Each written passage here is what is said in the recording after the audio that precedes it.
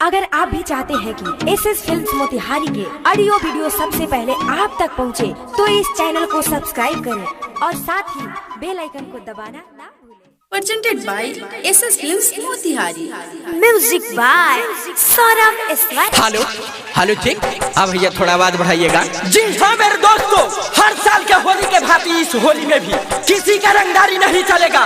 अगर कोई रंगदारी करता है तो जब मेरा हटेगा ना तो सबका फटेगा। तो भाइयों इस बात को ध्यान में रखते हुए जोर से बोलिएगा, भगिनवा के फुआ जिंदाबाद जिंदाबाद जिंदाबाद, भगिनवा के फुआ जिंदाबाद जिंदाबाद जिंदाबाद। अरे छोड़ा रे, वो बोलो छोड़ा के मौसी के भतीजा के माई जिंदाबाद जिंदाबाद जिंदाबाद, भतीजा के मौसी जिंदाबाद जिंदाबाद जिंदाबाद। लाल पियर रंग एक में घोराई, केहू ना बाची आज सब पर छिटाई।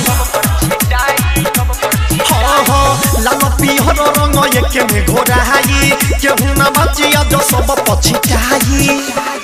हपी के ताड़ी या दारू सब केहू डीजे पर डोली। पियेंगे भांग का गोली और हिला देंगे जादू टोली जादू टोली। मर्दम गोली जे होली में बोली, मर्दम गोली जे होली में बोली, मर्दम गोली जे होली में बोली, मर्दम गोली जे होली में बोली। ए भौजी काहे घर में नुकाइल बाड़ू, तनी गेट खोला ना भगवा की नहीं यहाँ से, अभी अभी होली खेल के नहाइल बानी। हम गेट ना खोलेम। ना खोलबू ना खोलेम। ना खोलबू ना खोलेम।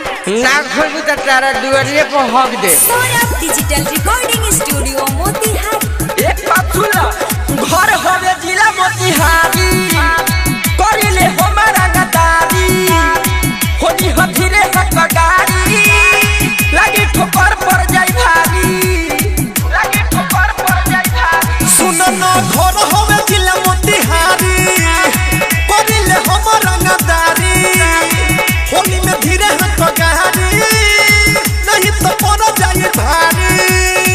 बहुते दुनिया में देखनी कमीना, हमरा से लागी ओकर कठिन कदे जीना। कमया ही न कवन होला फुआ सन के टोली। मारेंगे कम दौड़ाएंगे ज्यादा। मर्दम गोली जे होली में बोली, मर्दम गोली जे होली में बोली, मर्दम गोली जे होली में बोली, मर्दम गोली जे होली में बोली। तो भाइयों एक शायर याद आ गया, कहते हैं कि पत्थर को पीस कर कभी मैदा नहीं हुआ, पत्थर को पीस कर कभी मैदा नहीं हुआ। अब जो हमसे टकराए आज तक कोई माई का लाल पैदा नहीं हुआ। अरे भैया, अरे पूरा न मानो होली हो।